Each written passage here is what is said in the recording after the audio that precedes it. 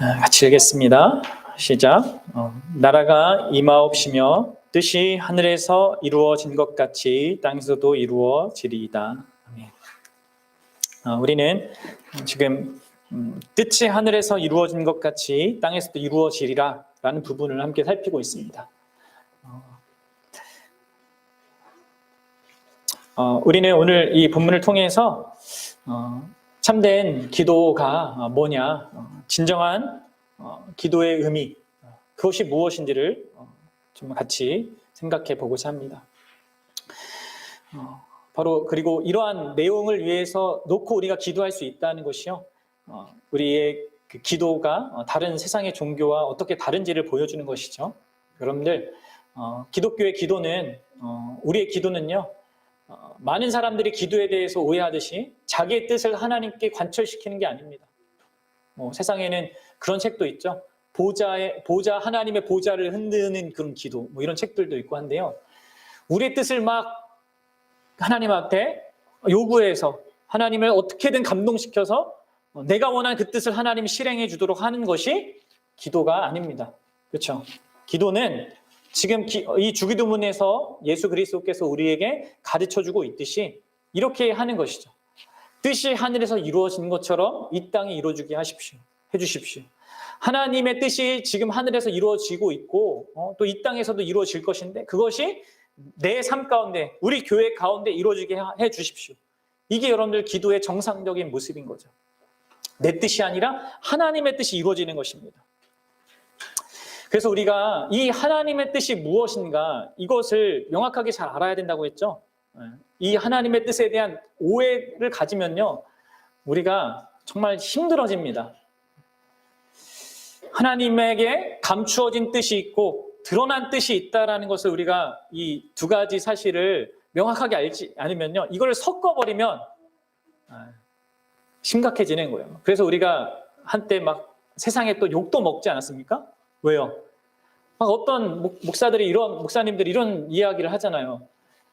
일체 치하가 하나님의 뜻이었다. 이런 얘기 하잖아요. 또 세월호 사건은 또 하나님의 뜻이었다. 이렇게 마치 그런 일이 있는 것, 그 불행한 어떤 현실이 있는 것을 그건 하나님이 그렇게 원하셔서 그렇게 됐다라는 식으로 이렇게 말한단 말이에요. 그것은요, 하나님의 감추어진 뜻이 무엇인지를 몰라서 그렇게 얘기하는 겁니다. 여러분들, 하나님은 이 땅에 있는 고난과 아픈 그 현실을 원하지 않으세요. 그건 하나님의 뜻이 아닙니다. 하나님의 뜻에 대한 이 개념을 정확히 모르면 우리가 이렇게 잘못 이해하고 잘못 말하게 되는 거죠. 그래서 세상에게 또 욕을 먹는 겁니다. 그리고 그렇죠? 그리고 하나님의 뜻을 잘못 이용하면요, 요즘에 그 오징어 게임 다음에 나온 그 드라마 있잖아요. 뭐예요? 지옥이란 드라마 있죠? 거기 나오는 다 봤습니까? 거기 나오는 그 이단이 하고 있는 게 뭡니까? 이게 하나님 뜻이다. 하면서 그 하나님의 뜻을 자기 나름의 어떤 해석, 자기가 해석의 독점권이죠.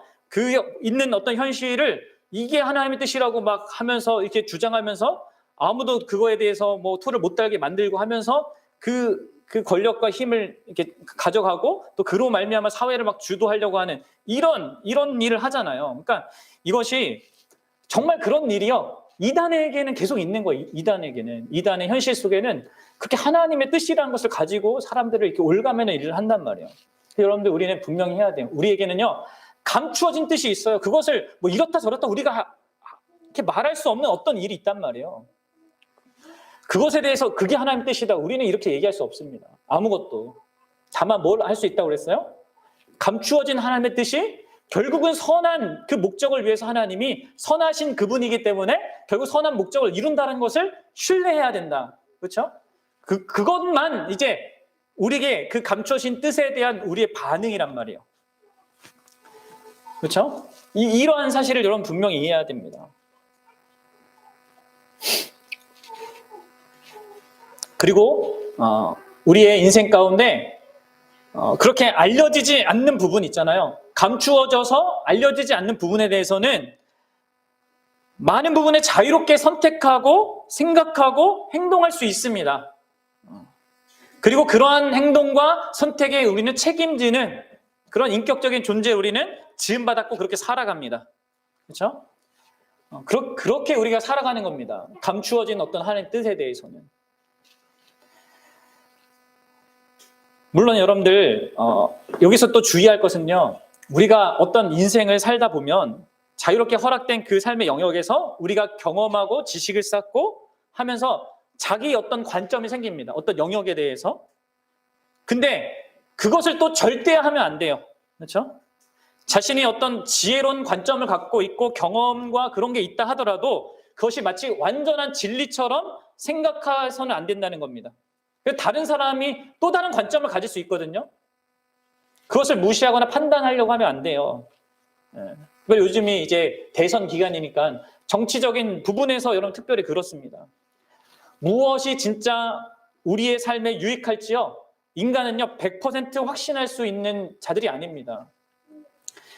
지금의 현실이 이 보수적인 입장이 적절할지, 진보적인 그 입장이 유리할지 우리는 알지 못합니다. 각자 사람마다 입장이 다르고 판단하는 게 다르고요. 보는 것이 다르기 때문에 그렇죠. 다만 자기가 갖고 있는 그 생각 가운데 선택하면 됩니다. 더 중요한 건 뭡니까? 결국 우리가 가진 어떤 생각이나 선택이나 행동 그것이 우리의 전부를 주장하거나 역사를 그렇게 가게 하는 것이 아니라는 것. 그것을 분명히 아는 거예요, 신자는. 물론 어떤 사상이나 어떤 세상의 흐름이 이렇게 주도하는 것 속에서 가긴 하지만 그게 전부가 아니라는 것을 분명히 아는 거예요. 하나님이 그 모든 것을 넘어서서 주관하셔서 결국 자신의 뜻을 이루고 있는 현실이다. 이것을 보며 사는 거 있잖아요. 그것이 감추어진 하나님의 뜻에 대해서 우리가 생각하며 살아가는 거예요. 우리가 현재 이해하고 경험하고 있는 것들은 다 제한적인 거고요. 그리고 어떤 의미에서 또 다 지나가는 것입니다. 그래서 여러분들 교회 안에 들어오면 세상의 어떤 현실에 대해서 다양한 관점을 가질 수 있지만 교회 안에 들어오면 그런 거 다 내려놓는 겁니다. 그리고 하나님 앞에서 서로를 바라보는 거고 서로를 용납하는 겁니다. 그것이 우리가 기본적으로 가져야 될 그런 감추어진 하나님의 뜻에 대한 거고요. 두 번째로는요. 그렇게 드러난 뜻에 대해서는 어떻게 해야 된다고 했습니까? 드러난 뜻에 대해서는 우리가 어떤 기도를 하는 겁니까? 감추어진 뜻에 대해서는 우리가 그것을 신뢰하는 기도를 하는 거고 드러난 뜻에 대해서는 하나님께 순종할 수 있도록 기도하는 거죠. 우리의 기도는요. 하나님의 뜻이 이 땅 가운데 이루어지도록 하는 그 기도는 결국 순종을 위한 기도예요. 내 뜻을 막 관철하는 내 뜻을 이루어 주십시오라고 하는 기도가 아니라 하나님의 그 뜻을 내가 받아서 순종할 수 있게 해주십시오. 이런 기도라는 것이죠. 하나님의 뜻을 이 땅에 이루어 주십시오가 하나님 마음대로 하세요. 그런 얘기가 아닙니다, 여러분들. 하나님의 이름이 거룩히 여김을 받고 하나님의 나라가 이 땅에 임하고 그렇게 하기 위해서 내가 해야 될 그 하나님의 뜻에 우리 교회가 해야 될 그 하나님의 뜻에 순종하게 해주십시오. 이 기도가 우리에게 필요하다는 겁니다. 그래서 여러분들 이것은요. 이 드러난 하나님의 뜻은요. 우리 자신이 관여된다는 것을 꼭 기억하십시오. 우리가 그 드러난 하나님 아버지의 뜻에 관심을 갖고 그분이 이루시는고자 하는 것에 우리가 동참하는 우리의 역할이 있다는 것을 전제하고 있는 것입니다. 사랑하는 여러분, 우리가 이런 기도를 해야 하기 때문에 해야 하는 것이 아니라 여러분 잘 생각해요. 그분이요 우리를 사랑하셔서 우리에게 나타내신 뜻이 있습니다. 그리고 그 뜻에 우리가 기꺼이 동의하여서 그 뜻을 따르기를 원하세요. 우리가 반응해서. 그래서 여러분들 이 하나님의 뜻을 구할 때 하나님의 뜻이 하늘에서 이루어진 것처럼 이 땅에서 이루어지게 하십시오. 이렇게 기도할 때는요. 그 뜻이 반드시 나와 관계된 뜻임을 여러분 생각하셔야 합니다. 그리고 나를 통해서 나를 쓰셔서 나타내실 하나님의 뜻이 있다는 거예요. 아시겠습니까? 네. 그래서 이제 우리가 두 부분을 생각해 볼 건데 지난 시간에도 주로 얘기는 했지만 그 뜻을 아는 것과요. 그 뜻에 순종하는 이 두 가지를요. 우리는 같이 붙들어야 되는 거예요. 그 뜻을 알기 위해 온전히 알기 위해서 애쓰고 그리고 그 뜻에 순종하기 위해서 분투하는 거.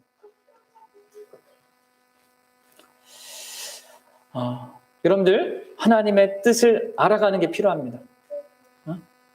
하나님의 뜻을 더 온전히 알아가는 게 필요해요. 그리고 또 그 뜻에 온전히 순종하는 그런 삶이 우리에게 동일하게 또 필요합니다. 근데 여러분들 이것부터 아셔야 됩니다. 이게 부담스러운 그런 내용이 아닙니다. 보세요. 내가 하나님의 뜻을 알아간다는 것과 내가 하나님께 순종해야 되는 것은 부담스러운 게 아닙니다. 왜 그렇습니까? 내가 하나님의 뜻을 알 수 있다는 것, 또 순종할 수 있다는 것이요. 먼저 뭐를 전제하냐면 내가 그런 지위와 자격을 갖고 있다는 것을 말해주고 있는 거예요. 여러분들 하나님께서 아무에게나 누구에게나 하나님의 뜻을 알려주는 게 아니고요. 아무에게나 누구에게나 그냥 순종할 수 있는 그 기회를 주시는 것이 아닙니다. 그리스도 안에서 택한 자, 예수 그리스도를 믿어 그 그리스도 때문에 하나님을 아빠, 아버지라 부르게 된 그 자녀만이 이러한 기도를 할 수 있고 그런 기도를 통하여서 하나님의 뜻을 알아가는 과정이 있고 또 하나님께 순종할 수 있는 그런 인생이 되는 것이죠. 그래서 여러분들 우리는 이렇게 기도를 해야 된다라는 그 의무나 책임감을 넘어서 내가 그런 기도를 할 수 있는 위치와 그런 자격을 받았다는 것, 그것이 얼마나 복된 것인가를 여러분 깊이 생각해 봐야 합니다. 하나님이 얼마나 우리를 정말 존귀하게 대해주는가, 이것을 여러분들 생각해 보십시오. 물론 하나님은 그냥 우리에게 그냥 하게 할 수 있잖아요. 그냥 뭐 생각도 안 하고 그냥 로봇처럼 뭐 하라 하면 이렇게 할 수도 있는데 그렇게 하시지 아니하시고 우리로 하여금 하나님의 뜻을 알아가는 그 과정을 거치게 하시고 또 우리의 기꺼운 순종을 받아내기 위해서 우리 삶 가운데 순종하게 하시는 기꺼이 우리가 마음을 다해서 순종할 수 있는 그 과정을 거치게 하신단 말이에요. 얼마나 여러분 이것이 하나님이 우리를 대접해 주시는 겁니다. 그렇죠? 우리 자녀를 키울 때도 그렇게 하잖아요. 막 그냥 무조건 막 시키는 대로 하는 군인을 만들지 않지 않습니까? 정말 마음으로 기꺼이 동의해서 부모의 말을 따르도록 부모가 이제 양육해야 되는 건데 마찬가지로 하나님이 그렇게 하신다는 거예요. 자신의 뜻을 비춰주시고 자신이 기뻐하는 그 순종의 내용을 알게 해주셔서 한단 말이에요. 이것은요 그만큼 하나님께서 우리에게 친근하고 가까우시다는 것을 내포하는 거예요. 자, 감추어진 뜻에 관해서는 너희가 헤아릴 수 없고 또 너희가 뭐 관여할 부분이 없으니까 그것은 내가 알아서 할게. 하지만 내 뜻은 그것이 전부가 아니고 너희와 같이 의논하고 너희가 어떤 한 부분을 감당해서 하는 것, 그것을 하나님 뜻으로 삼으신 겁니다. 그래서 여러분들 이 기도를 할 때 내가 이렇게 하나님의 뜻을 알아야 된다. 그리고 내가 순종해야 된다. 나의 의무적인 그 차원을 좀 넘어서서 하나님이 그 뜻을 밝혀주신다. 그리고 순종할 그런 모든 그런 재원과 어떤 힘과 이런 모든 것을 제공하신다. 그런 배경 속에 우리가 이걸 한다는 것이에요. 하나님은 알려주지도 않는데 내가 막 기도해서 알아야 되는 것도 아니고 내가 순종하는데 하나님은 아무런 도움도 없이 나 혼자만 해야 되는 그런 요구를 하고 있는 게 아니라 아버지로서 부모로서 그렇게 한단 말이에요. 그래서 여러분들 우리는 이러한 하나님의 뜻을 구할 때 그 하나님이 나에게 그리스도를 통하여서 주신 그 새로운 지위와 자격, 하나님의 자녀된 그 복된 자격을 받은 것 때문에 내가 이 기도를 할 수 있구나, 구할 수 있고 거기에 대한 응답을 받을 수 있구나, 이것을 생각하면서요 그렇게 기도할 수 있었으면 좋겠어요. 그리고 여러분들 바로 그런 하나님이요 우리 각자에게 그런 하나님의 뜻이 다 있으십니다. 우리 각자가 이 땅 사는 동안에 행해야 할 어떤 하나님의 뜻이 분명히 있어요. 그리고 그 뜻이 이루어지기까지는 여러분들은 죽을 수가 없습니다. 아십니까? 네. 물론 하나님께서 우리가 그 뜻과 전혀 상관없이 너무 심각한 죄를 범해서 징계로 목숨을 가져가는 경우가 가끔 있으시지만 그러나 보통은요 다 그 각 사람의 분량을 다 채우고 그를 통하여서 하나님 자신이 드러내고자 하는 그 뜻을 이루신 다음에 내려가세요. 그러니까 여러분들을 죽을까 봐 걱정할 필요가 없습니다. 네. 알아서 하나님이 때가 되면 우리를 데려가시는 거예요. 자꾸 삶이 어렵다고 빨리 천국 가고 싶다고 하는 사람이 있는데 이 하나님 뜻을 모르는 거예요. 우리 각 사람 그리고 우리 교회를 통하여서 그렇게 하나님이 이루시고자 하는 것이 있고요. 그거 없이는요 우리는 못 죽어요. 죽을 수가 없습니다. 자, 이러한 맥락에서 여러분들 우리가 이 하나님의 뜻을 구하는 거고 하나님께 순종하고자 하는 것입니다. 그래서 우리에게 필요한 그 두 가지 자세, 이게 여러분들 우리가 이 뜻을 구하면서 가져야 됩니다. 첫째는 뭐라고요? 하나님의 뜻을 더 온전히 알고자 하는 것. 그 온전히 알고자 하는 거 뭡니까? 드러난 뜻 있잖아요. 모르는 거 말고 이미 명확하게 보여주신 그 뜻이 도대체 어떤 것인지, 무엇을 의미하는 것인지, 어떤 목적을 가지고 말씀하신 건지 이렇게 드러난 뜻에 대해서 더 명확히 아는 것을 우리는 구하는 것입니다. 아시겠죠? 그래서 로마서 12장 2절에 이렇게 얘기한 거예요. 잘 들어보세요. 우리가 아까 찬양도 했는데 너희는 이 세대를 본받지 말고 오직 마음을 새롭게 함으로 변화를 받아 하나님의 선하시고 기뻐하시고 온전하신 뜻이 무엇인지 분별하도록 하라. 사랑하는 여러분, 하나님의 선하시고 기뻐하시고 온전하신 뜻, 이건 감추어진 뜻이 아니라 성경을 통해서 분명하게 드러내신 그 뜻이 무엇인지를 분별하라는 겁니다. 로마서 1장부터 11장은요, 하나님의 선하신 뜻 중에 가장 분명한 게 이제 예수님 믿는 거라고 했잖아요. 그렇죠? 처음부터 끝까지 제일 중요한 건 우리 예수님을 진짜 잘 믿는 건데, 그게 뭐냐? 그 예수님을 잘 믿는다는 게 뭐냐가 1장부터 11장까지 내용이에요. 그리고 이 12장부터는 그 예수님을 믿는 그 삶이 나의 교회 생활에서 그리고 나의 일상생활에서 어떻게 돼야 되는가가 이제 설명이 된단 말이에요. 그것을 분별하라고 이렇게 얘기한단 말이에요. 이 하나님의 뜻은요, 우리의 성숙의 분량에 따라서 하나님이 알게 해주시고 보여주시는 겁니다. 그럼 이것을 잘 생각하세요. 명확하게 이 뜻이 드러났다고 해서 우리가 또 그걸 다 온전히 아는 건 아닙니다. 그냥 피상적으로 알 수 있어요. 아까 누가 얘기했듯이 우상 숭배하지 말라. 그냥 우상 숭배 그냥 뭐 이런 뭐 신상을 안 섬기면 되는 그런 의미가 아니잖아요. 거기에는 드러난 그 하나님의 뜻에는 깊은 하나님의 더 궁극적인 목적과 그게 있단 말이에요. 그래서 그것은 우리의 성숙의 분량에 따라 하나님이 알게 하시고 보여주시는 것이 있는 겁니다. 가만히 앉아있다고 해서 그냥 알려주신 게 아니에요. 우리 편에서 말씀을 잘 소화하려고 하고 또 하나님을 더 알고자 하는 그런 반응들, 그리고 또 아까 이어서도 나오겠지만 순종하는 우리의 경험을 통하여서 그렇게 알아가는 게 있단 말이에요. 여러분들 이것이 신앙생활이 그저 그냥 이게 하나님이 이렇게 해주시니까 나는 가만히 있어도 되는 그런 것이 아닙니다. 하나님의 역사는 하나님 편에서 하는 거고요. 우리가 해야 될 것은 우리 편에서 하나님께 반응해서 해야 하는 것입니다.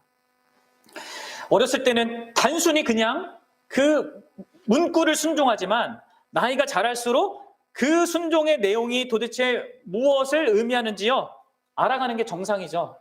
그렇죠? 그리고 그런 요구를 기반으로 해서 구체적으로 말하지 않는 것까지도 하나님의 의도를 생각해서 할 수 있는 그것이 이제 하나님이 우리에게 원하시는 삶의 모습입니다. 여러분들 1년 전이나 5년 전이나 10년 전이나 하나님에 대한 이해, 하나님의 나라에 대한 이해, 교회에 대한 이해, 그리고 그분의 뜻에 대한 이해가 전혀 다르지 않고 항상 동일하고 또 자신에 대한 이해, 이것이 변하지 않는다면 그것은요 큰 문제입니다. 마치 자라지 못하는 아이처럼 어떤 질병에 걸려 있는 것이죠. 그냥 가만히 있으면 되겠습니까? 아이가 안 자라고 있는데 어떻게 해야 돼요? 무슨 방법들을 이렇게 써서라도 아이가 자랄 수 있게끔 뭐 만들어야 될 거 아닙니까? 우리 신앙도 마찬가지예요. 가만히 있으면요, 가만히 있습니다. 그래서 여러분들 기뻐하시고 선하시고 기뻐하시고 온전하신 그 뜻을 분별하라 이렇게 얘기하고 있어요. 분명히 너희가 분별해라 이렇게 얘기하고 있습니다. 함께 교회가 함께 그렇게 분별해서 나아가라고 이렇게 얘기하고 있는 것이죠. 그리고 여러분들 우리에게 두 번째로 필요한 것은요 순종하고자 하는 마음 자세입니다. 기본적으로 이것이 어떤 의미에서는 내가 알고자 하는 것보다 기본이 돼야 되죠. 그렇죠? 하나님께서 나에게 무슨 뜻을 알게 해주시든 간에 그것에 순종하겠다라는 그런 자세가 우리에게 너무나도 중요합니다. 그래서 사무엘이 그 사울에게 이렇게 얘기했잖아요. 여호와께서 번제와 다른 제사를 그의 목소리를 청종하는 것을 좋아하심과 같이 좋아하시겠나이까. 순종이 제사보다 낫고 듣는 것이 순양의 기름보다 나으니. 그렇죠? 하나님 앞에 내가 정말 그 뜻이 무엇이든지 순종하겠습니다. 내게 요구하시는 그것에 대해서 기꺼이 그러하겠습니다. 이러한 태도를 갖는 것이요 우리에게 너무나 필요합니다. 이것이 곧 여러분들 봉헌의 태도인 거예요. 봉헌. 이게 여러분들 우리가 헌상할 때마다요 우리는 우리의 삶의 어떤 일부를 딱 띄어서 그냥 하나님께 성의를 보이는 정도가 아니에요. 이 봉헌하는 그 시간은요, 헌상을 드리는 시간은요, 우리 전부를 하나님께 드린다라고 그렇게 고백하고 서약하는 시간입니다. 내가 이 정도를 바쳤으니까 이거에 적절하게 아니면 더 이거보다 많은 무엇을 주십시오 하는 의미로 헌상을 드린 것이 아니죠. 다시 말씀드리지만 봉헌은 그 작은 것, 우리의 것 중에 한 가지를 띄어서 우리의 전부를 대표해서 하나님께 드리는 의미입니다. 그래서 하나님, 정말 우리의 전부를 아버지의 뜻을 이루는 데 사용해 주십시오. 이렇게 하나님 우리가 고백하는 것이 여러분들 봉헌입니다. 그리고 거기에는 두 가지가 담겨 있는 거예요. 하나님의 뜻을 적극적으로 알아가겠습니다. 그리고 하나님의 뜻에 온전히 순종하겠습니다. 이게 봉헌의 뜻에 다 들어있는 거예요. 하나님 여러분 다시 얘기하지만 순종이라는 것이 이게 복된 지위에서만 할 수 있는 하나님의 자녀로서 할 수 있는 거라는 걸 기억하십시오. 온전해야 된다고 하니까 하나님의 순종을 기뻐한다고 하니까 이게 부담스러운 어떤 거라고 자꾸 생각하게 되는데 그렇지 않아요. 먼저는 하나님이 그리스도 안에서 주신 그 자녀의 지위로서 하나님이 그렇게 순종을 요구하시는 거예요. 그래서 사도 바울은요, 이 순종할 수 있는 것이 감사한 거다 이렇게 얘기합니다. 들어보십시오. 하나님께 감사하리로다. 너희가 본래 죄의 종이더니 너희가 너희에게 전하여 준 바 교훈의 보험을 마음으로 순종하여. 전에는 죄의 종으로 우리는 살았단 말이에요. 그런데 이제는 하나님께 순종할 수 있는, 전에는 죄에게 순종하는 인생이었는데 이제는 하나님께 순종하는 자가 되었기 때문에 지금 감사합니다 이렇게 얘기하고 있습니다. 그럼 내가 순종할 수 있는 것, 하나님께 순종할 수 있는 것은요 감사할 일입니다.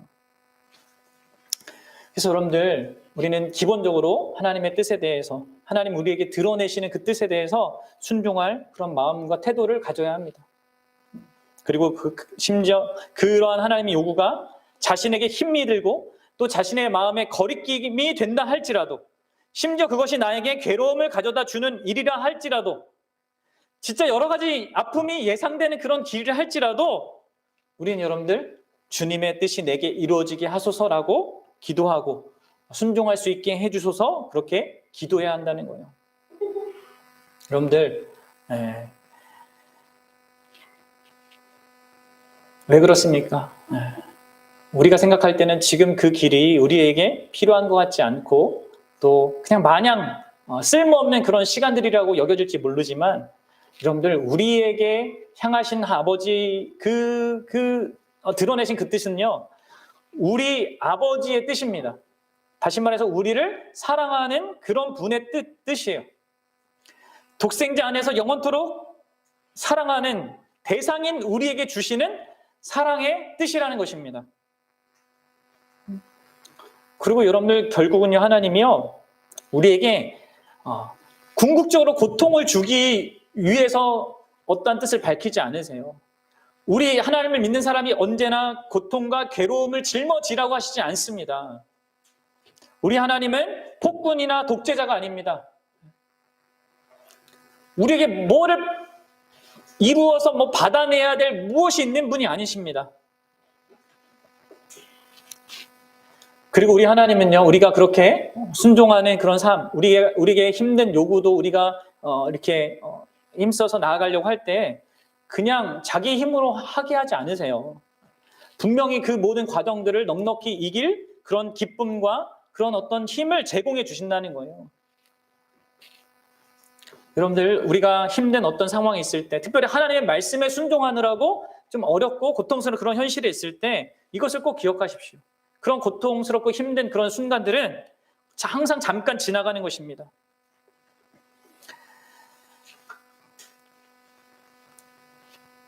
여러분들 왜 그렇습니까? 마지막으로 여러분들 이것을 생각해 봅시다. 왜 우리에게 주어진 그 모든 결국 요구되는 그 순종의 내용들, 그것이 비록 고통스러운 일이지만 결국은 영광으로 우리가 생각할 수밖에 없는 이유가 무엇입니까? 그것은 분명히 하나님께서 예수 그리스도를 통하여서 드러내신 일이 있기 때문에 그렇습니다. 여러분들 세상에 예수님만큼 하나님께로부터 가혹한 순종의 요구를 명령받은 사람은 아무도 없습니다. 아십니까? 예수님이 받으신 그 하나님의 가혹한 명령이 뭡니까? 너는 나한테 순종해라. 그러면 너는 나의 임재를 잃어버릴 거다. 나와 단절될 거다. 여러분들 어떤 누구도 이러한 명령을 받지 않습니다. 예수님 외에 받지 않았어요. 여러분, 예수님의 그 십자가의 고통은 육체적인 고통이 전부가 아니지 않습니까? 그것도 끔찍한 게 분명하지만 그 고통은 하나님의 임재로부터의 단절입니다. 하나님과 영원의 관계 속에서 가졌던 그 관계가 단절되는 거거든요. 우리가 뭐 3, 40년만 같이 살아도요, 그 3, 40년 같이 산 사람이 이렇게 하고 사별한다, 이러한 일을 경험하면 정말 이게 참 어렵지 않습니까? 자녀와 함께 살다가 자녀가 뭐 이렇게 죽거나 하는 그런 일들 속에서도 우리가 그걸 느끼는데, 그게 아니라 여러분, 영원한 그 하나님과 성부, 성자와의 그 관계 속에서 그 단절은 무엇을 의미하겠습니까? 그러니까 우리가 감히 상상할 수가 없는 겁니다. 그것을요, 예수님이 자신의 순종에 대한 결과로 요구받은 거예요. 그래서 여러분들 예수님이 십자가에 그 지기 전에 겟세마네 동산에서 그토록 마음이 어려워하셨던 거죠. 그래서 할 수만 있다면 아버지, 이 잔을 내게서 지나가게 해주십시오. 이 하나님의 뜻을 내가 순종하지 않을 수 있다면 좀 그렇게 하길 원합니다라고 예수님이 그렇게 하셨던 거예요. 그렇게 하시면서도 뭐라고 합니까? 마지막에 그러나 나의 원대로 하지 마시고 아버지의 원대로 하십시오. 이렇게 예수님이 얘기하신 것이죠. 그 지옥의 고통을 감내하는 것이 아버지의 뜻이라면 내가 그렇게 하겠습니다. 결국 그렇게 말씀하신 겁니다. 그렇게 함으로 항상 밥 먹듯이 죄를 짓는 이 강사명을 위해서 그 고통을 감내하시겠습니다. 감내하겠습니다. 그렇게 하신 거죠. 결국 예수님이 그 사랑하시는 아버지의 선한 뜻을 생각하셨고 그 뜻이 또 우리를 사랑하는 거기 때문에 그것을 위해서 가장 가혹한 그 순종의 명령을 예수님이 순종하셨어요. 여러분들, 우리가 하나님의 뜻을 행하려면요, 자기 부인이 정말 필요합니다. 그렇죠? 남편을 예수님처럼 존경해라. 아내를 자기 생명 다해 사랑해라. 그럼 어떻게? 자기 부인하지 않고는 못해요. 또 성경에 이런 얘기도 있어요. 여러분들 잘 들어주세요. 잘 다스리는 장로들을 배나 존경할 자로 알되 말씀과 가르침에 수고한 이들에게 더욱 그리할 것이라. 잘할 수 있겠습니까? 응? 다른 사람을 존경하되 말씀을 가르치고 선포하는 자를 더 존경하래요. 그럼 이런 모든 것들이 특별히 지금의 현실 있잖아요. 기독교회가 세상에 욕먹고 세상에 목회자들이 막 조롱받는 이런 시대에 어떻게 이런 걸 하겠습니까? 그렇죠? 이런 모든 것은 나를 부인하지 않고는 못합니다. 그런데 여러분들, 예수님이 우리를 위해서 더 크게 자기 자신을 부인하셨다는 것을 여러분들 기억하십시오. 여러분, 우리 자신을 부인하는 건 마땅한 겁니다. 당연히 그래야 돼요. 근데 예수님은 그렇게 하실 필요가 없는데도 그렇게 하신 겁니다. 그리고 그분이 거절받으셨기 때문에 우리가 하나님께 받아들여졌죠. 그리고 바로 그분이 그렇게 십자가에서 아버지의 뜻을 이루셨기 때문에 다 이루었다 하시고 그 결과로 여러분 우리가 하나님을 아버지라 부르는 그런 지위, 그런 자격을 받은 겁니다. 그리고 이제 하나님이 알려주시는 것을 알아갈 수 있는 자로, 하나님이 명하는 것을 순종할 수 있는 자로, 그리고 이 순종의 모든 끝에는 예수님이 받으셨던 그 결과가 아니라 뭡니까? 하나님의 자녀다운 우리 자신이라는 결론도 있고요. 하나님이 영광 받으시는 어떤 결론도 있어요. 다 우리의 복과 이게 다 연결돼서 우리에게 순종이 요구되어진단 말이에요. 그러나 저 여러분들이 이 예수 그리스도 안에서 그분의 그 희생으로 말미암아 이 복된 지위와 자격을 가진 자로서 정말 하나님의 뜻을 알아가시고 알아가기에 힘쓰고 또 나에게 알려주신 그 뜻을요, 알려주시는 것 범위 안에서 계속해서 더욱더 온전히 순종하기를 애쓰고 힘쓰시는, 또 그것을 위해서 기도하는 저와 여러분 되시기를 주님의 이름으로 축복.